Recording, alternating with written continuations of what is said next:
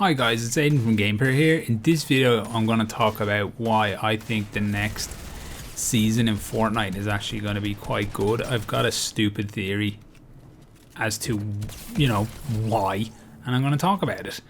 So when it was first rumored that it was going to be a big Marvel collaboration all season long, people seemed pretty mad about it. In a way I understand that because they wanted to get more of Fortnite's own lore, because Fortnite's own lore is actually pretty interesting, and this season has been a bit of a letdown on many fronts. Now, a huge part of that is going to be down to the ongoing COVID-19 pandemic and the impact it would have had on workflow at Epic. And this became very obvious, I believe, over the course of the last season through the challenges. The challenges were very dull and stale, and they were pretty much the same each week, just, different locations, like go and search seven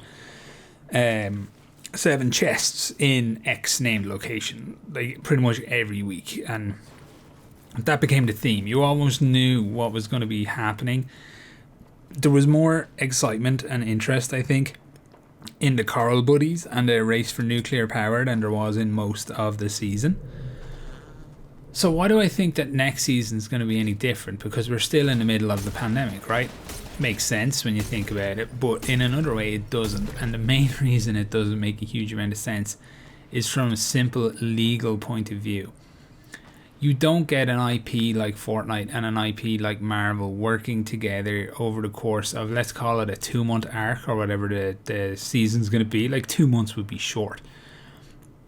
Whatever the season is going to shape out to be. That doesn't happen easily. There's a lot of legal involved. There's a lot of Marvel needing to know exactly what's going to happen and saying, yes, we don't mind our property and our IP being used in such a way, so on and so forth. Basically, there's a huge amount of back and forth. Everything needs to be okayed by Marvel. It needs to be worked on and developed by Epic, and then Marvel needs to sit there and go, yeah, we're going to allow this, or we're not going to allow that, or we would like this to change because it doesn't entirely suit the character, and so on and so forth. Basically a monumental amount of back and forth. This is what I envision from just previous jobs I've had, where I worked in a big company that worked a lot with other big companies, and the amount of back and forth on any project was huge.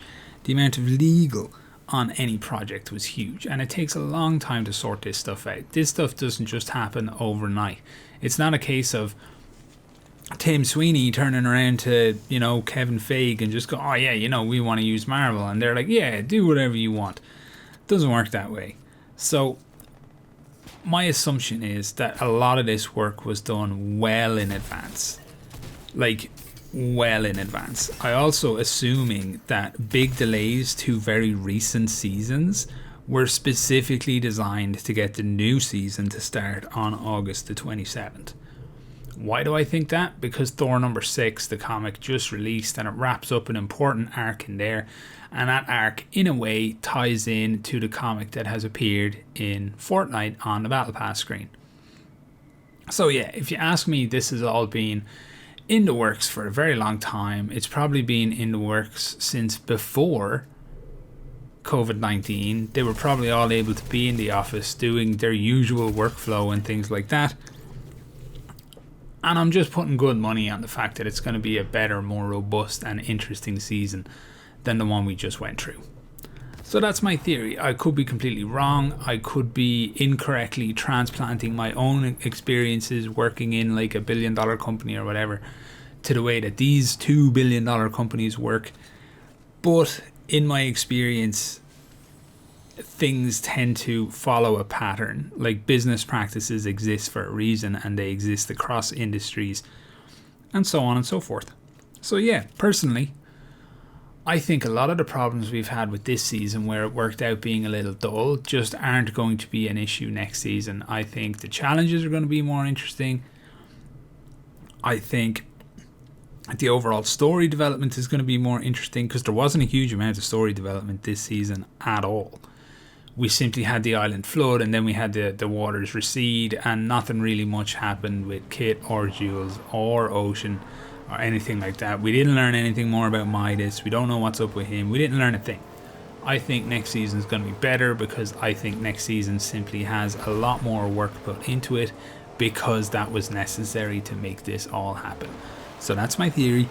I'm more than happy to be wrong.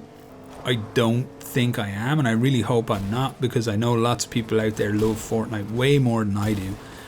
I enjoy the game and whatever, but there's people out there who are really into this, and I know that they were quite disappointed by the last season. But I get a feeling that we're going to be feeling a lot more positive about things this season. So that's it for this video, guys. Just a little ramble because I'm taking a wee break from the old day job. So hope you're having a good one. There's going to be a huge amount of Warframe content coming to the channel over the next 2 days. So if you're not into that, you can just ignore it. And then I'll see you all on August 27th for the new season of Fortnite. All the best.